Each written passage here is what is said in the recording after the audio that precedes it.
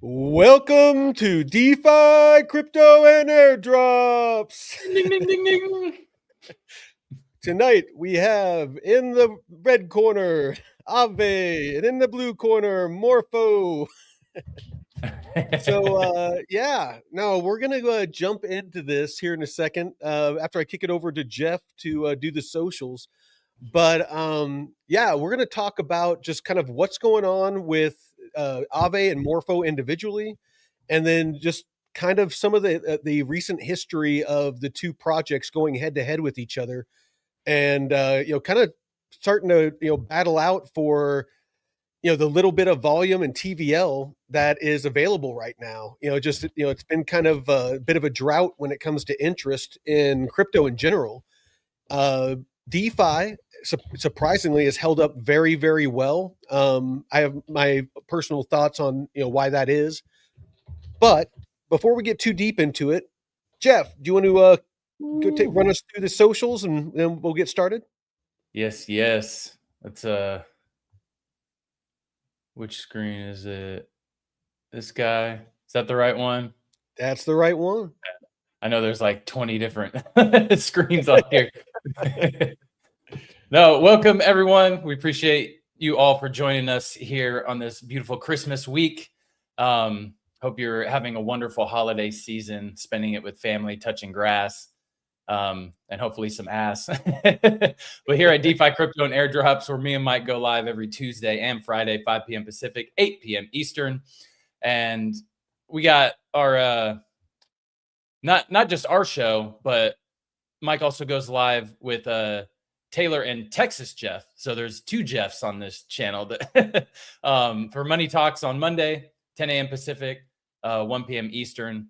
Wednesdays, it's a DeFi Masterclass with David and Jake at 2 p.m. Pacific, 5 p.m. Eastern. And David was on the show with us as a guest on Friday. That was a nice, long, fun chit chat. And the chat was fucking awesome too. So yeah, it was. If you're on Twitter, please jump over on the YouTube stream because you can engage in the chat over there. But also Mike has DeFi Academy, a 12 video course basically, and interviews on Thursdays. Our brother channels, Jake Call, Blockchain Basement, Discover Crypto, and DeFi University. Also, the links right here and also in the description of the video, you have Metrics Finance, David's DeFi University School, and also Mike's DeFi WIZE. The Metrics Finance is basically a portfolio tracker simulator for DeFi, and Jake is working together with David on bringing in more features. So it is free to start, and we recommend you start with the free version, utilize it for a while and see if it brings you any value. Then you can do monthly or yearly subscription. David's DeFi University, we went through it a little bit on Friday, and it is free to start. Go to the website, the DeFi University homepage, sign up. What he's saying, pretty much the whole thing is free now. If you pay the $97 a month, it's that's what gets you the one-on-one, the live, the live calls to where you can interact live with David and kind of the rest of the community. Because there's a DeFi Don is one of them. He's in the chat right now. But there's a lot of really knowledgeable people in that community as far as advanced strategies and delta neutral positions and things like that. It's great resource, and it's just the value. It's free. Might as well.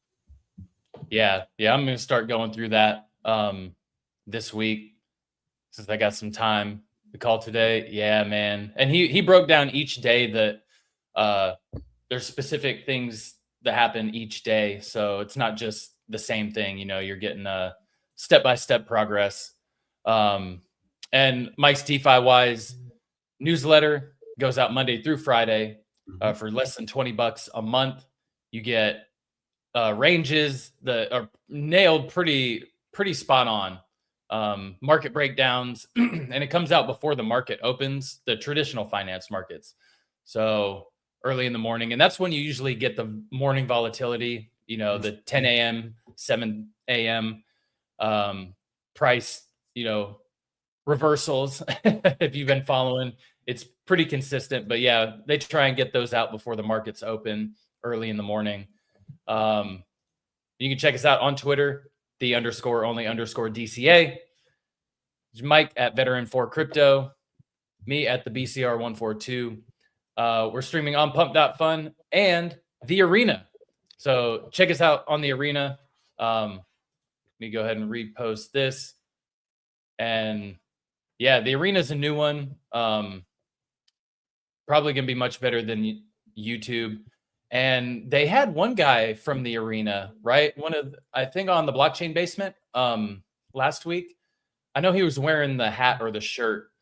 So I think he might have been somebody part of the team. But okay. No, I know that Matt guy that's been on with Drew. I know that he's like really, really big, into the Arena, but that's probably not who you're talking about.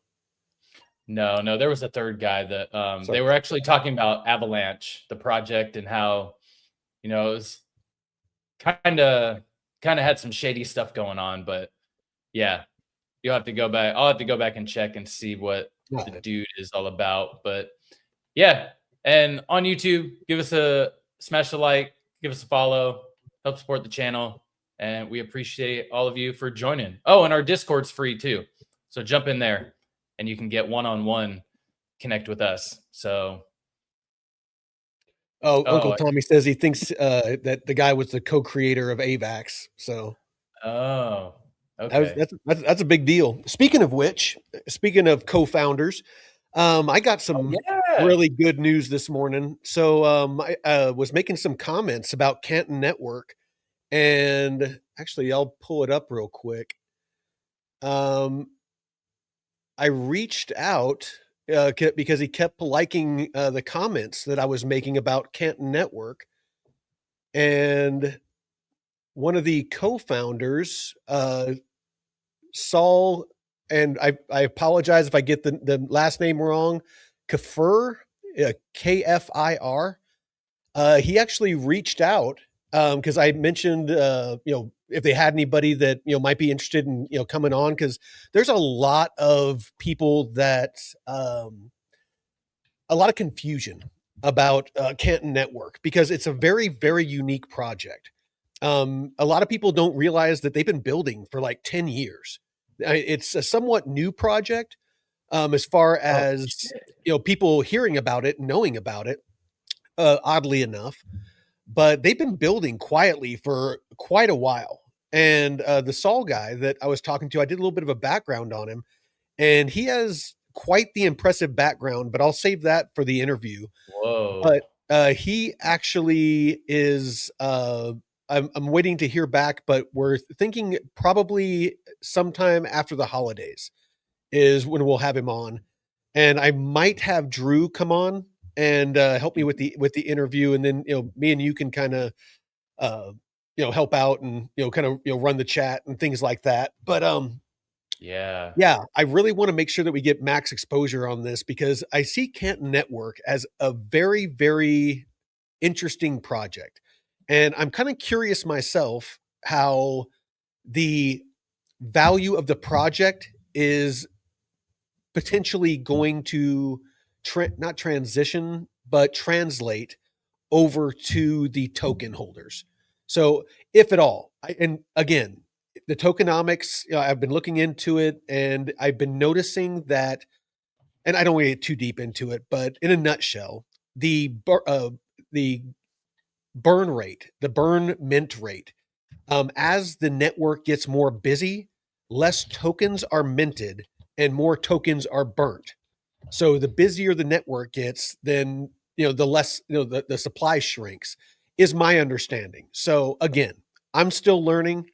It's not proof of stake, it's proof of stake holder. But again, I don't want to talk this whole episode up. I want to get to Aave and Morpho. Anything that you want to add before we jump into this?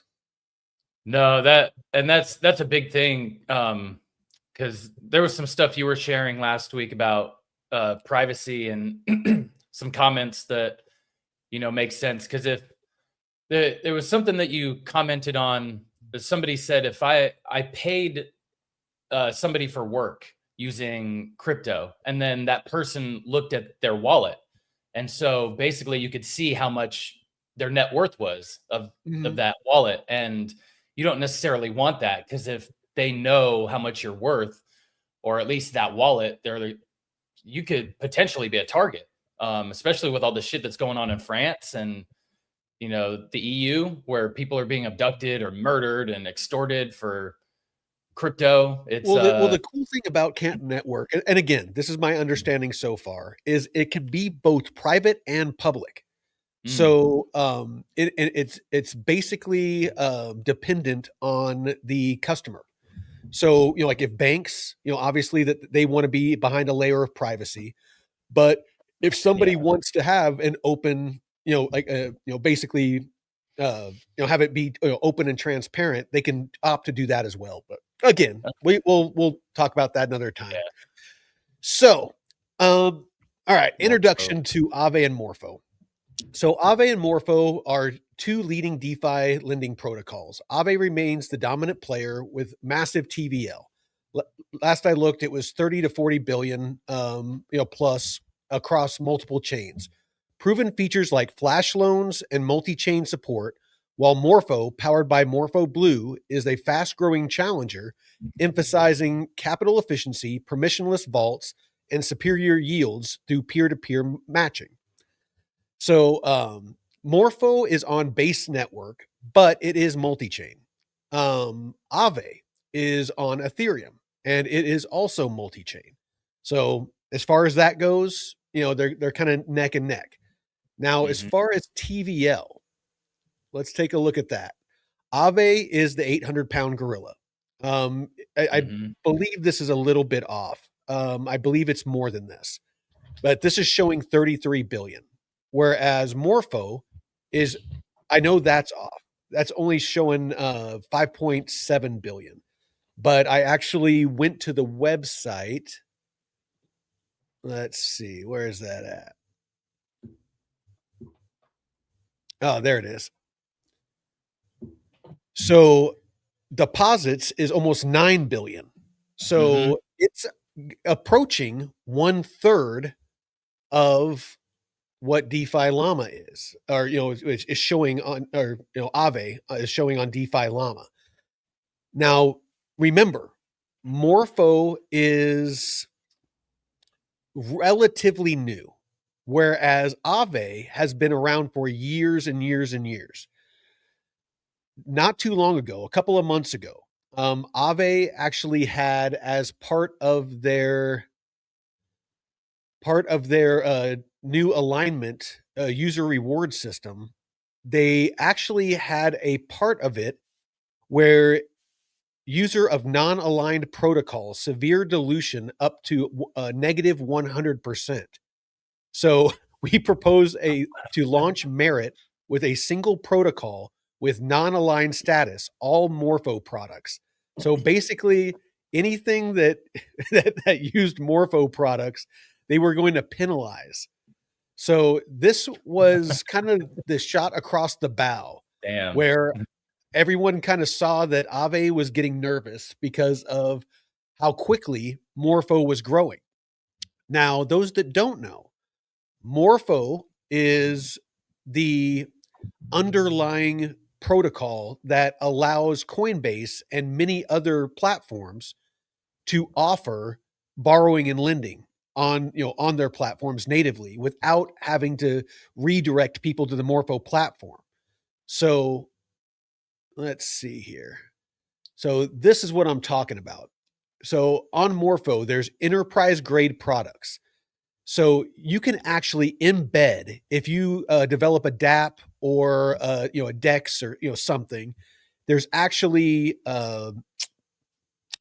developer tools to where Mhm. you can embed Morpho Blue onto your platform or in your DApp and offer directly to your customers the vaults, borrowing and lending in the vaults off of Morpho.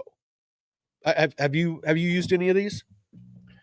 I've only used Aave just for campaigns and stuff, for certain like airdrop things, but I haven't actually put any liquidity in for a long period of time. And I was looking to see the different chains on Morpho because I know Aave has like a ton of chains.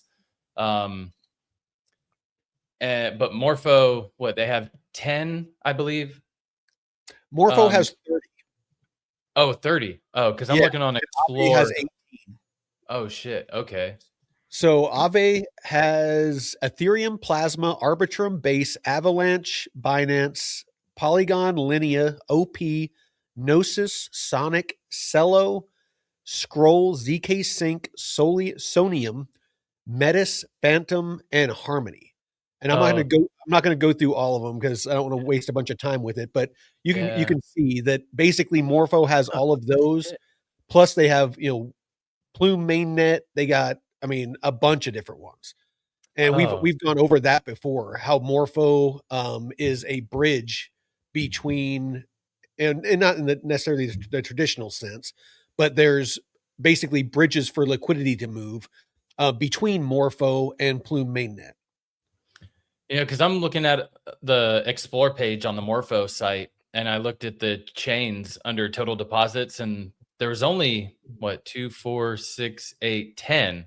So, um, and then I'm on the Aave site, and I think they have 20. Plasma is on there. I didn't see that on the. Yeah, So that's on here. It's number 2, Ethereum then Plasma. oh, Plasma. Okay. Shit. So yeah, on the website there's 20 on the Aave, but yeah, I think that's and for those who aren't aware of these protocols, they're not they don't have liquidity pools. It's just lending and borrowing. Um Oh, actually, I mean, it's or just yes more and no. So they don't have liquidity pools in the sense of like Aerodrome, but Aave, like, and this is the core architectural differences. Aave relies on pooled liquidity with DAO governed risk parameters and asset listings for stability and broad asset coverage. Morpho provides an immutable modular infrastructure layer with permissionless market creation and curated vaults. And that's those institutional vaults I was talking about. mm, Anyone can deploy isolated lending markets or permissionless vaults via Metamorpho for third-party offerings with custom risk parameters, oracles, and strategies, enabling diverse lending experiences without centralized approval. And that's what I was talking about with, where you can basically embed Morpho, onto your platform. got Which, it. and honestly, to me, that's why I'm not saying that Morpho is better than Aave or anything like that. But the reason I lean towards Morpho is one, from price wise, if you look at the TVL compared to the market cap and the price, and all those things that Drew looks at, Mhm. it's, there's a lot more upside potential where, and with Morpho, it is on the base network and has partnerships with Coinbase and things like that. And its architecture allows for deep integration into, easily into other platforms. Whereas Aave is kind of standalone. And the barriers to entry to get to Aave, there's a steep learning curve. So until they come up with a way, to where they have developer tools to where, people can do the same thing Mm. to, kind of remove those barriers to entry or make it easier for people to use, their, borrow and lend, on their platform. I just see Morpho as having the advantage. Yeah, I was just thinking that exact same thing because if you can make it to where you integrate their features into, whatever service you're providing, Mm. you're in the whatever investor that you or financial advisor that you go see, and they can sit down and they have their platform and say, hey, we have this integrated into our investment profile or portfolio.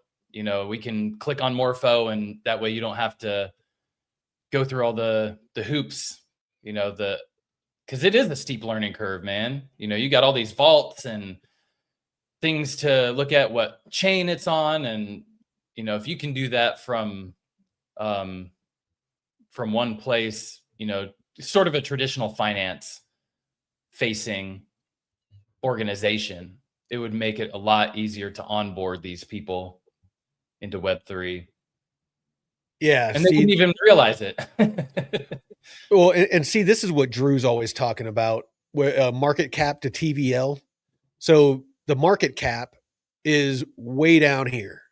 The market cap is 612 million, and the TVL, or total value locked, the amount of value on Morpho is, according to this, it's 5.7 billion, but it's actually on the website, like I said, it was like what, 10 billion. So there's a huge disparity between the two.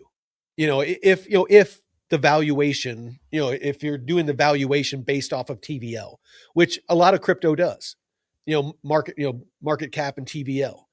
The value of the chain is determined by how much value is on the chain. That's kind of, been the going, ruler, or the, kind of the rule of thumb as of so far. I think that potentially could change to, include fees, or, revenue generated by, whatever it is that it does. If that's, like on Aerodrome, if that's, swap fees, or, whatever that is. So, we're still very early in this tech. And so, figuring that out is, kind of going to be part of the process, as this, industry matures. It's going to, we're going to find out kind of that, we're moving from speculation to utility. We're moving into price discovery, because, price was purely speculative with retail. It was whatever people, threw their money at is kind of what determined the price. Whereas, I think with institutions, they are going to start valuing these projects like smart money values companies. Again, revenue that it generates, how much value, how many, assets do they have? What's their overhead? Do they have, like Circle? Circle is a great example. I think they have like 50, like they just recently hired like 20 or 30 people. So they have like 50 employees. Shit. And I forget what their, freaking valuation was, but it's like in the trillions or something like that. And so, yeah, like I forget what it's called, but basically their overhead compared to their valuation is like crazy lopsided. They're like one of the, best when it comes to, that measure. But again, I forget what that's called. And both the Aave and Morpho are hiring, back end, full stack engineers, infrastructure engineers. Nice. So they got a lot of stuff going on. And I wanted to ask you about I know it's not a typical like a liquidity pool style DeFi service, but do you know if, like, when you lend or deposit your funds, are they using it for people to borrow only, or are they also allowing people to swap those tokens, or like are they taking that and having like a swap offering, kind of like liquidity pools do? Are you talking about on Morpho or on Morpho Aave? or Aave, when you Aave, deposit into the pool, what's the Aave does have a swap option. If yeah, right here. Oh, sorry. Right here. You can swap, and then you can bridge, on the platform. So you can bridge using GHO, and you can swap. And they have, they have staking, they have, and these are things that Morpho doesn't have. okay. Last I looked, I'll have to look again here in a If you second. deposit like USDC, is that deposited token that you're providing liquidity for, is that only for people to borrow? Yes. Or okay. That's and again, I could be wrong. I fully admit that I don't know all the ins and outs. I mean, it's so hard to know, and they're always evolving. So it's hard to know like all the details. But my understanding is, let's see, if I hit swap, I was hoping maybe if I hit swap, it would maybe show if it was Aave's native, swap, or if it was, leveraging, say, Uniswap, for their swapping. Oh So, yeah. but there isn't liquidity pools on, in the traditional sense of, the two assets. And that's usually what you need to be able to do swaps. Mm-hmm. So my guess is just like they're using GHO to bridge, they're using another protocol, or to do the swapping. But again, Okay. maybe let me know in the chat if I'm wrong about that. Yeah, But real quick, I have it pulled up here. oh, go ahead. So Yeah, please. yeah, I connected my wallet, and this is the swap feature. So you can choose between different chains right here, but I don't know. It might be a built-in service, so I don't know I what just they. don't know where they would get that, Um, because let's see. they would have to utilize the vaults, and I don't know if that's. Yeah, I don't know. It doesn't say where they actually source that liquidity from. You know So what? Let's ask our co-host. hey, Mr. Miles. Hey, Maz.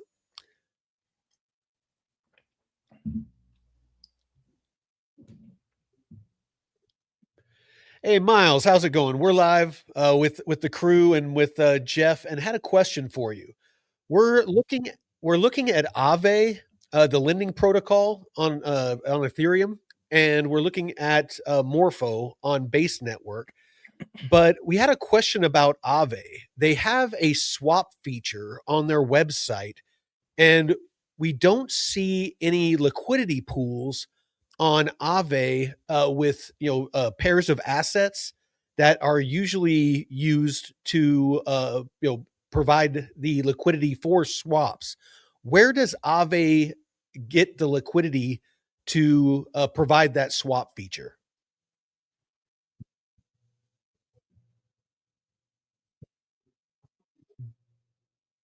I can't hear him. Oh, You can't oh, hear you're him? not capturing audio. Yeah, it says that you're not capturing audio. Oh, here, let me try this.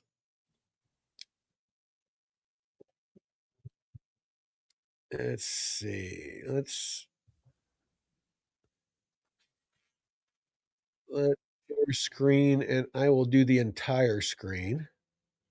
Let's try Yeah. this.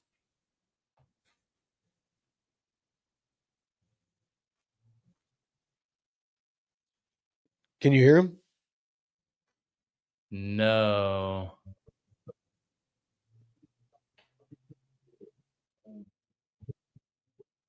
Nope. Well, I'll listen to him, and if you want to go ahead and well, here, let me. Yeah, we'll have to mess with this another time. For whatever Yeah. reason, it's not wanting to work. Sorry, Miles. All right. So sorry about that. We'll have to mess with that after the show and see why that wasn't working. But we haven't used Miles with the StreamYard yet, so we'll have to figure out what that's all about. Um, but one thing I did want to show, and it looks like Aave is just as good as Morpho when it comes to the relationship of TVL to market cap.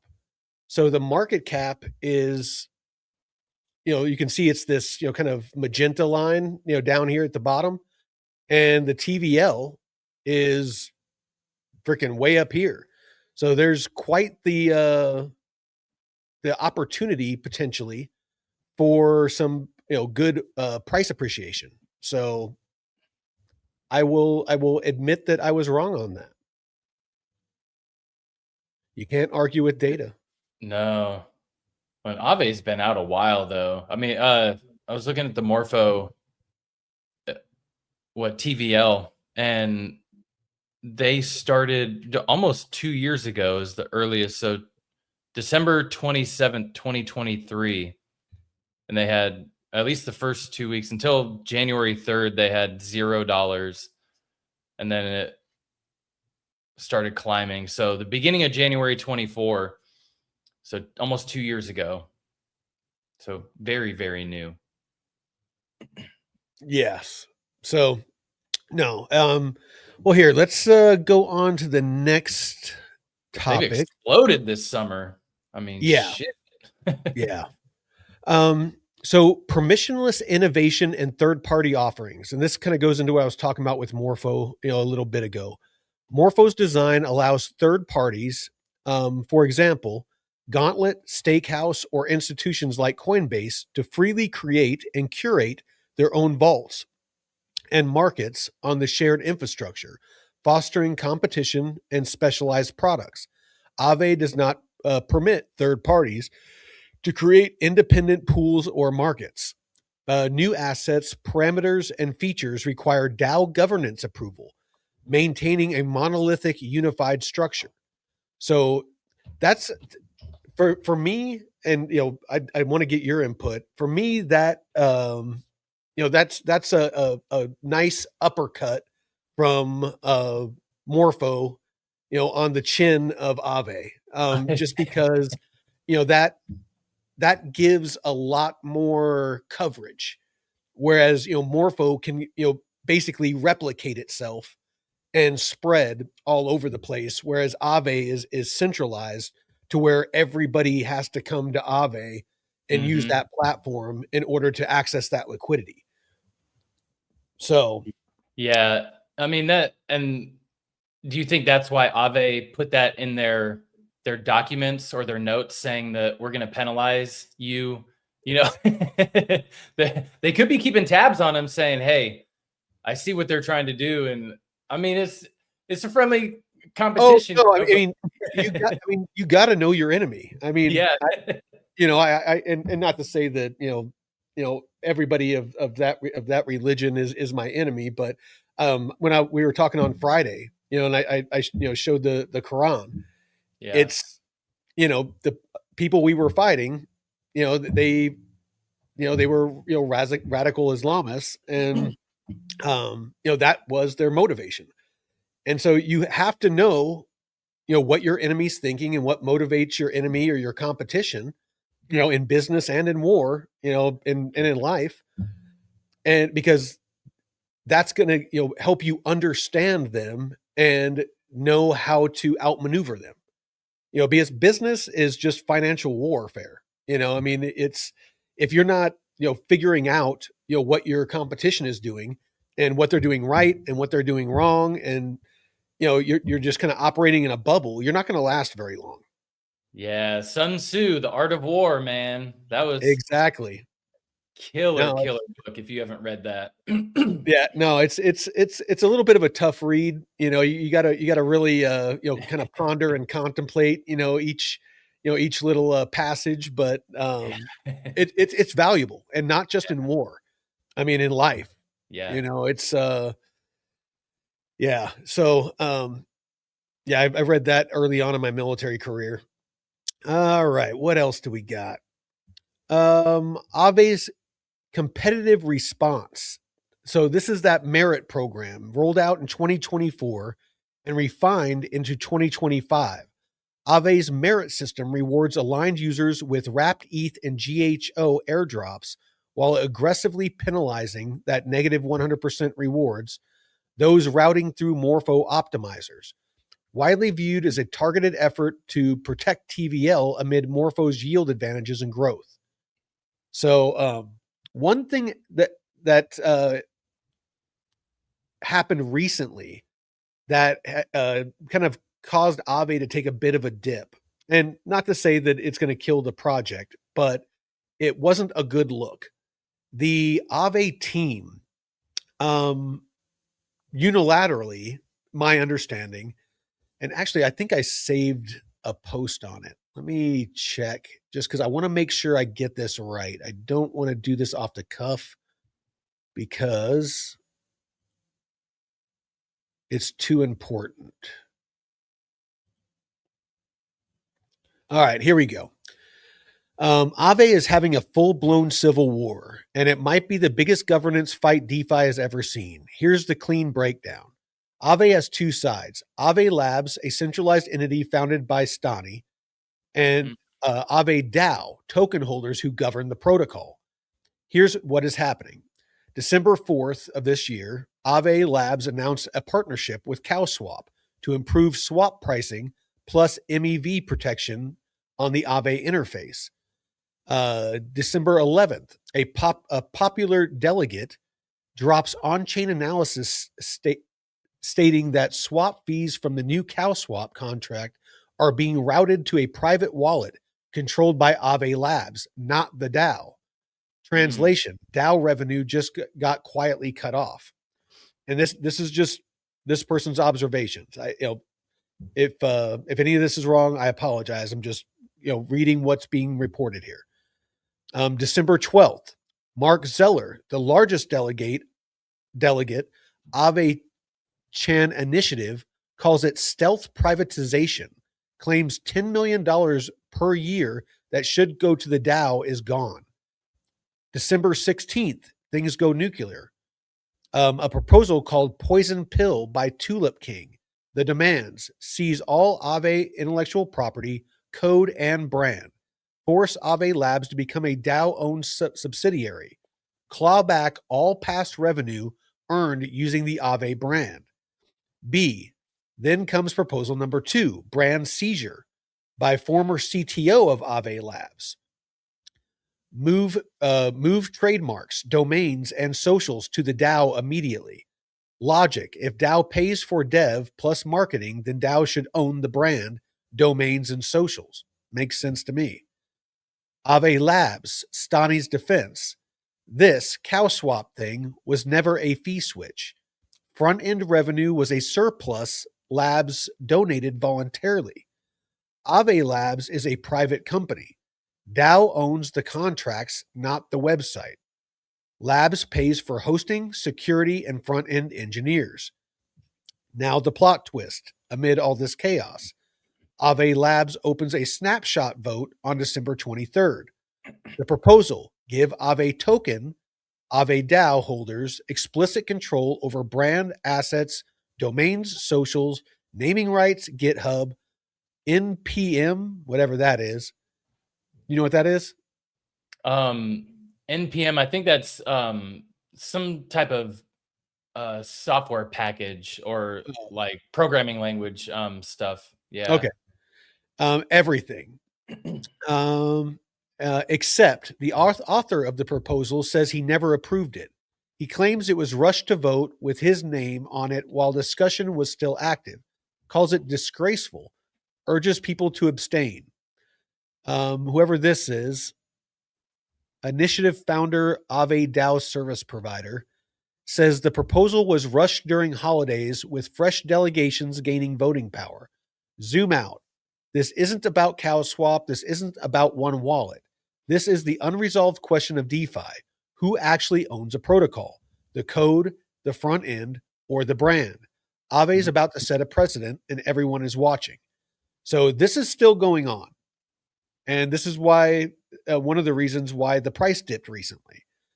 Aave is a solid project, but there is some infighting going on, and it is not a good look. And potentially that makes people nervous. When you have liquidity on a platform and you have the DAO, which is one half of the brand, or one half of the governance of the protocol, and Aave Labs, which is, like they said, the front end, the developers, the website, the legal, the lawyers, just all of the stuff that the day-to-day operations is basically Aave Labs, compliance, things like that. So there's those two entities are fighting with each other. So what happens? If they can't come to some kind of resolution? I don't know. Because it looks like Aave Labs has legal rights to parts of it, and the DAO has legal rights to other parts of it. And what does the documentation, how does that read? To where if the DAO votes on something, does Aave Labs have to comply? Like they don't have a choice? I don't know. I'm not a huge expert on DAOs. Do you know? No, I haven't really seen anything like this before in crypto, especially at this scale. So I wonder if this could set some type of future framework for regulation on Set like a legal precedent.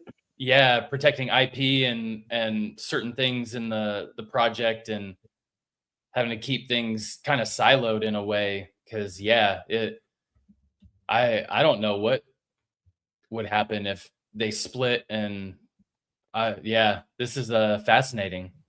Yeah. It's going to be interesting just to see how this plays out. I'm keeping just because I'm so into DeFi, I'm keeping a very close eye on this, because if they can't, and I'm sure they'll come to some kind of resolution. I mean, there's way too much, Aave's way too established protocol to, just dissolve. I mean, there's going to have to be some sort of middle ground that they're going to have to find. What that's going to look like, I don't know though. So yeah, I'll be the Q1 of next year is going to be interesting. Yeah, price did take a pretty big hit this month. I mean, damn. Oh yeah. So it's the daily. So it's at 150. Oh yeah. Well, zoom in on the last couple of days. Because yeah, see, like you can see where it started the downturn up about like a week ago or something. I think it was around there that it happened. And it's just been, kind of petering off. And and again, I'm not a TA guy. Anybody that watches the channel knows, but it looks like it's at a level of support. Zoom back out a bit. Yeah, it looks like it's getting down towards it's at a small level of support, but if it goes a little bit lower, it's going to be at a major, right a little lower, right there, like right about there. You can see like on the far left of your screen, that right there, it was resistance back there, and then there's that whole range to the right. Yep. Where it was support there, and then you can see that massive downturn, that big V formation there on the right, that massive V where it bounced. It's at that same level, just all the way across. You can just see that where it's been support and resistance multiple times before. So yeah, if it goes down past there, I would be concerned personally. I don't own Aave. I don't have any Aave. And it's a great project. Don't get me wrong. I have to limit myself to how many projects I can be invested in, or I'll go crazy. So yeah, I mean, I would even say 120 because look, that's where even a little below, because that's where price reversed right here, and then right here, and even some resistance right here. So I would say, this 120 to 140 range, it dropped out of that. I mean, here's a good question. Do we need to pull out our liquidity before they halt withdrawing? I wouldn't think that this is a case where, and do whatever, it's your liquidity, do whatever you want. If it was me, I wouldn't worry so much about that. The health of the platform is great. They have great TVL. The assets are being borrowed. It's generating revenue, very healthy protocol. There's just some infighting going on. And that is going to cause people to get nervous. I don't see how that would affect, how the protocol is run. It's just there's going to be some infighting, until they solidify, what belongs to who. That cow swap, fees. Does that go to the DAO? Does that go to Aave? The fact that Aave Labs was able to do that, without the governance body, which is the DAO, the fact that they were able to do that cow swap thing and route those fees, it might just be that the governing body will have to do a vote and say, where do those fees go? It might be that simple. Again, I don't know, but I wouldn't think that this would be cause for concern for your liquidity, to answer your question. And I don't know if they can actually halt withdrawals like that without having a vote, because it is a decentralized platform. It can't just be like Coinbase and, hit the stop button, right? That's essentially what it's designed for, is, there has to be a vote in order to have something like that happen. So, yeah. Yeah, at least to my knowledge. That and that's my understanding as well of how DAOs work. Again, I'm not a DAO expert. My experience with DAOs was very early on in crypto, right after I experimented with memes with Shiba. I got into Time Wonderland, and it was a freaking shitstorm. After that, I was like, I want nothing to do with DAOs. Done. To me, it's an accurate representation of why I don't believe in pure democracy, where like basically the mob, everyone gets a voice and it's like mob rule, because that's basically what a DAO is. It's a bunch of people in a room screaming and yelling about how they think things should be done, and no one's listening. They're just all screaming at each other about how how it all should be done. And so I'm out on that. And it's kind of one of the reasons why, me personally, I'm just not that bullish on, on Aave. And again, it could just be my ignorance, because it is a great protocol, and I mean, you can't argue with the TVL they have and the success that they've had. I don't like DAOs. I want people that are smart, intelligent, subject matter experts, making decisions, running things, not a bunch of guys like me that that are sitting behind their computer at home that have no experience running financial platforms, trying to decide how it should be run. Yeah, and have you done any looping on any of these yet, or gotten into looping at all? A little bit. I played with it just for a minute, just to see how it felt, just for a minute, But it was, but nothing of any kind of substance. I just kind of wanted to see how the mechanics worked, as far as lending out, borrowing against it, lending that out, just kind of what the process of setting up a loop and then unwinding the loop, kind of how fluid that was. So whenever I do have a large amount of liquidity later on, and I wanted to try looping, that I'm already familiar with the process, and if the APRs take a churn to where it ceases to be profitable, how difficult and how quickly am I going to be able to unwind my position, so as to mitigate my losses. Yeah, DeFi Don says, check out silver. Brother, I'm always looking at silver. I've been stacking silver since before I was a teenager. I had a buddy who owed me $5, and he gave me a Morgan silver dollar, and I thought that was the coolest thing ever. It was minted in 1881, and so I've been stacking Morgans and silver coins for over 40 years now. And I ran a precious metals and collectible coin shop when it was my first job after I retired out of the military. And so I love precious metals and collectible coins. Just the coins, especially just because of the history and just every time I look at him, I'm like, man, this was probably in like some gunslinger's pocket when he got shot or shot somebody, or it was used at at a card table, or it's in the Wild West. I just like to look at it and just think of where has this thing been? Stories, man. Yeah, yeah. The lore. Yeah, if it had a voice and it could tell me its story of where it's been over the past, coming up on 200 years. Yeah. It just, to me, that's just infinitely freaking interesting.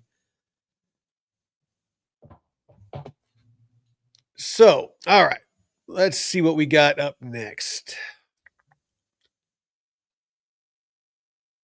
All right, the broader implications for the Aave drama escalated into a public clash over brand IP, domains, revenue control, and DAO versus founder and team authority. Included rushed snapshot votes, holiday timing backlash, significant Aave token dumps, 10 to 18% price drops, and debates on decentralization in mature DeFi protocols. Future outlook. Aave benefits from scale, upcoming V4 upgrades, and consumer-focused apps, but faces trust erosion from governance issues. Morpho is positioned for continued gains as lending infrastructure for institutions.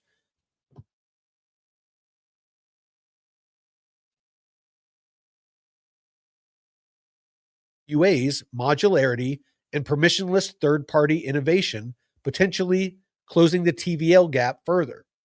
So I see a lot more landed punches so far. And of course you don't need to agree. I want to hear your thoughts. But so far in what we've talked about, and of course, admittedly I'm biased, towards base and Morpho, but being purely objective, with the way that Morpho is built out, it's not a DAO. There's not going to be infighting. It has that those developer tools to where Stakehouse and Coinbase and all of these. Where is it at?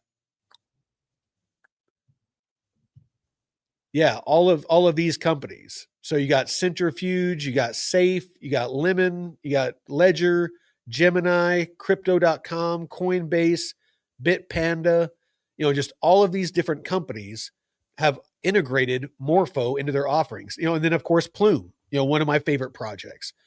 There's Morpho Lite that's over there to where you can borrow and lend. So personally, I just see a lot more potential for Morpho, not to mention a much smaller market cap. So, more potential upside. It's just, it's removing those barriers to entry between retail and, DeFi, and, making it a lot easier for people to provide liquidity and to borrow liquidity. And, with the way that Morpho is built, you can have somebody can build an app on a phone that simply allows them to connect their wallet on their phone and borrow and lend. Just quick one button borrow, one button lend. It's just that easy. Whereas Aave is there's more to it. With the gas fees and all those different things, and trying to figure out what gas fees to use, and I don't know. That's my 2 cents. What are your thoughts? Well, think about like Glider, how they integrated some of those DeFi protocols into their platform. I mean, you don't have to go out and access the Morpho website. You can do it from the GliderFi. I think Morpho was integrated in them, or Mamo. Mamo can have them integrated into their features, and you just deposit and they go out and do the lending and borrowing and stuff. I think Aave could be more geared towards institutions, since it is like a legacy. It'd be more legacy. I would see it the other direction, because I mean, Morpho is geared towards institutions. Okay. The way that it's built out. That's kind of what we covered earlier. is where is it at? I was thinking with the developer tools and stuff, it'd be more friendly for retail. I mean, Morpho could capture both sides, retail and No, institution. no, I mean, it already has. I mean, it's, via Coinbase, and, a lot of that is, it's capturing, retail, but, vaults, institutional vaults on, Morpho, like Steakhouse, like here, I'll go there real quick. Doo-doo. Yeah, so all of these different vaults. So you have Yearn Yeah. Finance, you have XtraFi, you have ClearStar, you have Steakhouse, you have Architect, Farcaster, Gauntlet. Gauntlet. Yeah. All of these are all different, individual institutions that started these vaults Ah, and are offering yield. They're the curators that, and they have, over here, this is the basket of assets that can, basically make up the vault. So, when you're depositing liquidity, you're basically, investing in this basket of assets, and that basket of assets being, yeah. borrowed and, things like that, is how they're generating this yield. So, it's, Do you I just, think do you think Aave could be like the Yahoo and Morpho could be like the Google coming up and from behind potentially, like potentially, it's just, it's a much more streamlined, Yeah. product. And Aave, they had the first mover advantage, Mhm. but it was when the tech was very new. Yeah. Morpho being, newer, they, they built for the, kind of the crypto, ecosystem, a more modern crypto ecosystem, and, Mhm. with institutions in mind, because, the way things were moving, if you remember, a year or two ago, was that, we were starting to see a light at the end of the tunnel. Even 3-4 years ago, we were starting to see a light at the end of the tunnel where, when, Donald Trump announced that he was going to run again, and, he was pro crypto, and, all of those sorts of things. Um, the SEC, lost the lawsuit against Ripple. So, basically, many cryptos, weren't considered security. There was, the wheels were starting to turn in that direction. And so, I don't have a crystal ball. I don't know what was happening behind the scenes, but it really looks like that Morpho purpose built their platform for institutional use. Mhm. Just like, I think, Yeah. Canton Network, the new Aerodrome platform, Coinbase, with their, you know, offerings to where they, custody, institutional assets. Just, that's why I'm so bullish on Base and, Coinbase. Not that I love Coinbase. I mean, Coinbase pisses me off every time there's high volume. It crashes and you can't fucking do anything. Yep. But you can't argue with what they're building, and with what the ecosystem that they're building, leveraging Morpho, leveraging, Aerodrome, leveraging Base Network, and becoming almost like a neobank, to where you can direct deposit your paychecks to it. You can earn on your savings account like 5, 6, 7% on USDC, which is, head and shoulders above a bank account.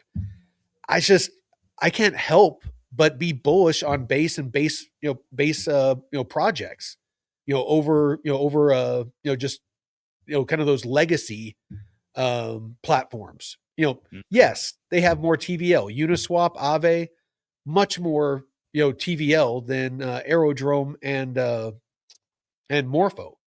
But there is a lot of liquidity pools on Aerodrome that outperform Uniswap already. And as of right now, Aerodrome is only on the Base network. Whereas Q2 of next year, we did a deep dive on it. It looks like there's going to, starting out as of right now, there's going to be at least 10 different networks, chains that Aerodrome is going to support. So that's a lot more liquidity. I'm wanting to say it was Tron that just got onboarded to Base Network and a couple of other ones already. And Tron is a Goliath when it comes to stable coins. Yep. Yeah, I've heard a lot of good things about people earning off their stablecoin DeFi on Tron. Damn, that's a big one. Because Tron's used in a lot of other countries. A lot of countries. Where was it I saw that? It's not as popular in the US, but oh, here we go. You gotta think we're not the only ones utilizing crypto. I mean, these developing nations that don't have the types of access to banks and shit, they can use these to much better advantage. So yeah, stablecoin market cap, $80 billion of TVL on Tron. Ooh. I mean, that's a lot of freaking. Damn. Let's see. Yeah, stablecoin market cap. Let's see what that has to say. Yeah, I mean it's just climbing and climbing and climbing. So and stable coins, if anybody out there listening, if you don't know, stable coins are the foundation of crypto and the future financial system. It's the reason why the US government, the first crypto bill that they drafted and signed into law and voted on and passed and signed into law was the Genius Act. It was the stablecoin, bill. And reason being is without clarity on stable coins, it doesn't matter what other bills or what other regulations they came up with, because it all requires stable coins. So they had to start with stable coins. So that's what I've been watching. I've been watching, the chains that have the most TVL when it comes to stable coins. And again, how they're connecting, who they're connecting to, because that is the liquidity, think of it as a reservoir of liquidity. And for that liquidity to be utilized, there needs to be the connections. There needs to be the interoperability between chains and protocols. So, just like they say, follow the money. Stable coins is the money. It's the digital representation of the dollar, or fiat. So if you can see what chains have that liquidity and what protocols are connecting to that liquidity, that tells you a lot about where this is all going and who's going to be the winners and who's going to be the losers. The ones that aren't, that are off, and that's kind of one of the reasons why I don't understand why so many people are bullish on Cardano, ADA, is they don't even have USDC. I mean, they're talking about it recently, but they don't, they just barely started talking about getting USDC on Cardano. Jesus. I mean, they are so far behind the power curve. Midnight was like the big news for Cardano. And I don't know much about Midnight, so I won't talk about that. Yeah, and speaking of Tron, they're so they had this news just yesterday, I think. They welcomed the acceptance of his silver. He's talking about he likes to carry around a coal. A coal means like it's so worn that it's not collectible anymore. So it's just basically worth a silver value.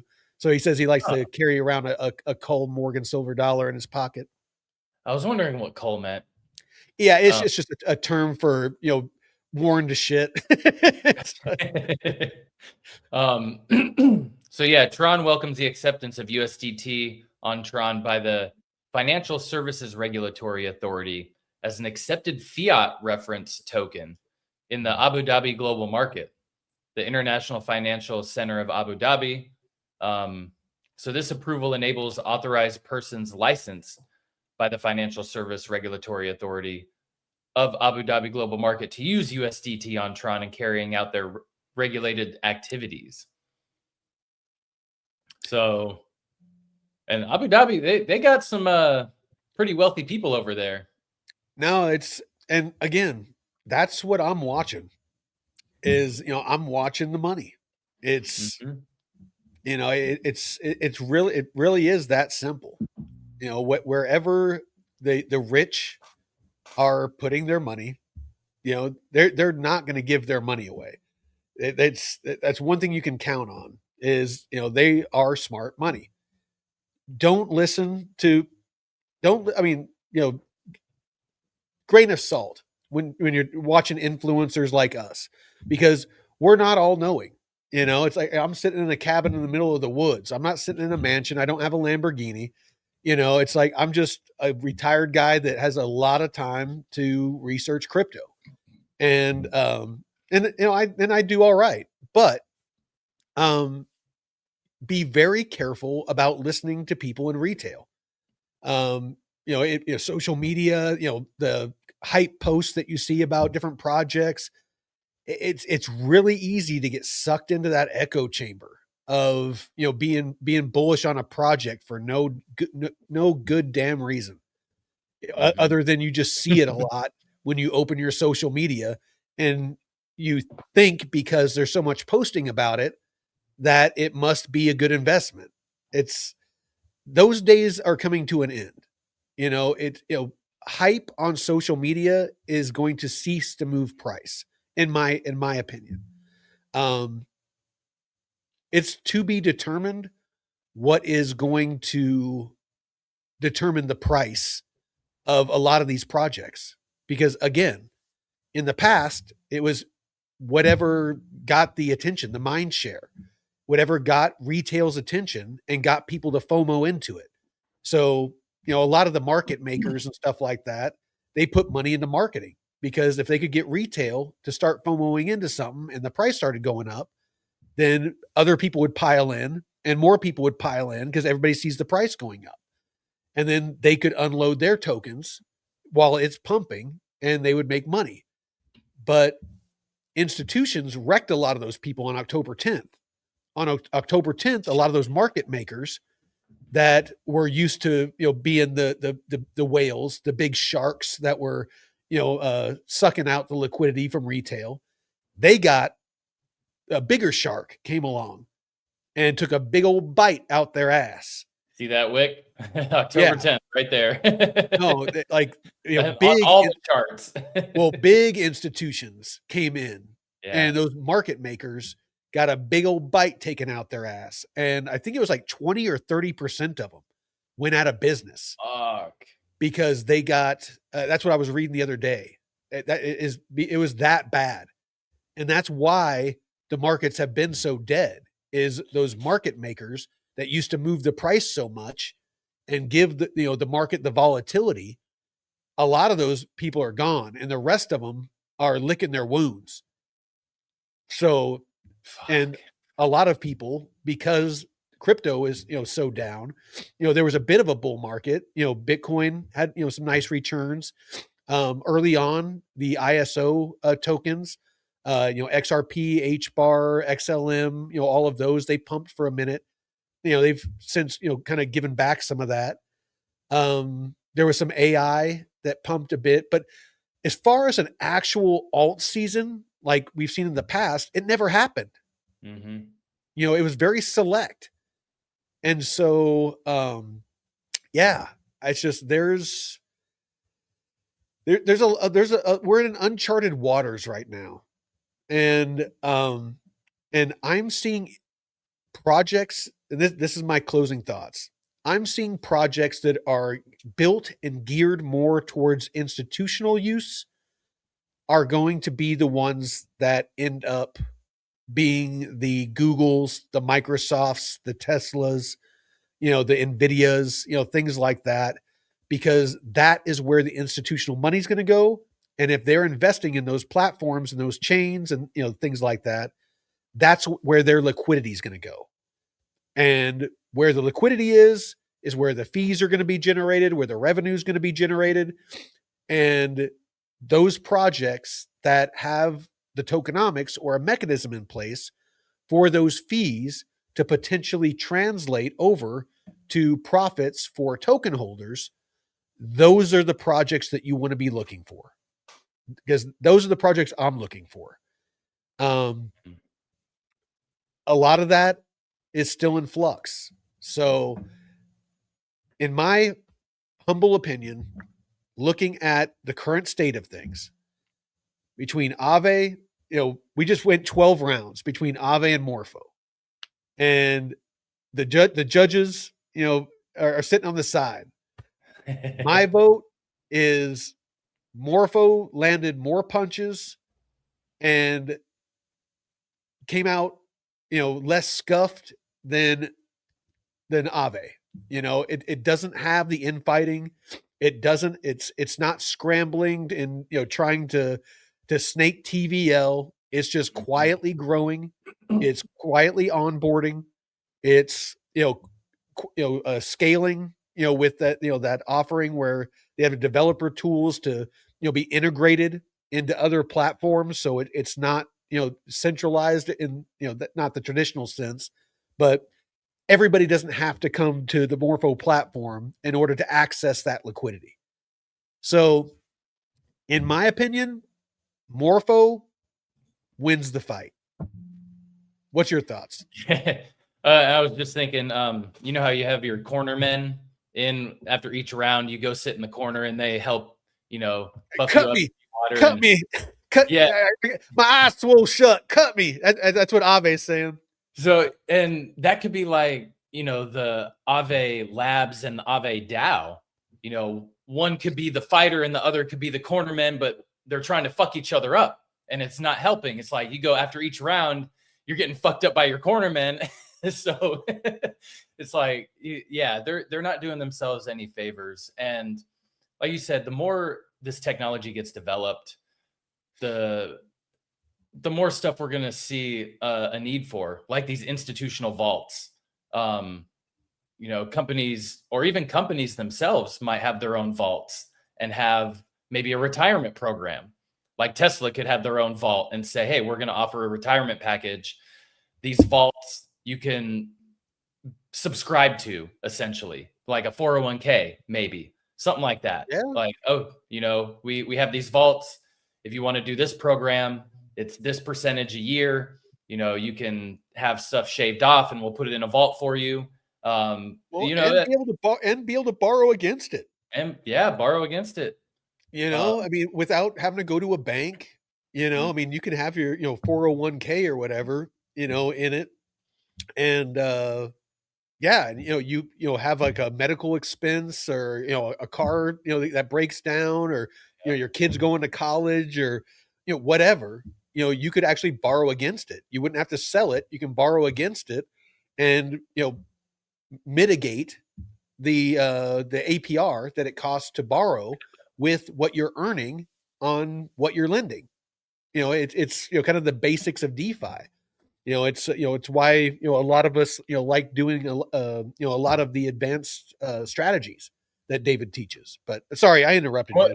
As no, usual. and that's the point, because you can already borrow against your 401k up to a certain amount and pay that back over time. So why wouldn't you be able to do that essentially, with these vaults? So yeah, no, that's a great point. And we're still so early in this technology that, I mean, Aave being the first mover advantage, it's not going to always be great for projects to be the first mover, but, Morpho coming in hot on their heels, finding ways of positioning themselves to be a heavy hitter, like Google coming in behind Yahoo and then just taking over the search engine game. So yeah, and making sure that you're doing your due diligence and your research, not just listening to us. And even though we don't get paid by any projects, we speak our minds and give you the raw and real deal of what we think. So, go out and search for the information yourself after you hear stuff on our channel, on other channels, and yeah, make sure that you feel good about the project and not just seeing a bunch of influencers saying the same narrative like XRP. But Morpho, yeah, I like him. Yeah, no, it's I see Morpho outpacing Aave. I've been watching the TVL for a while now, and and you look at, oh, excuse me, I got to sneeze. Oh, excuse me.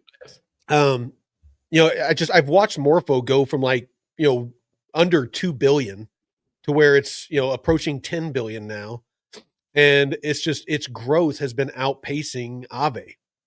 Aave seems like it's been somewhat stagnant. Let me pull it up real quick. Nah, I mean, yeah, it's it looks like it got at one point about 45 billion, but now it's it lost about 10 billion in TVL recently.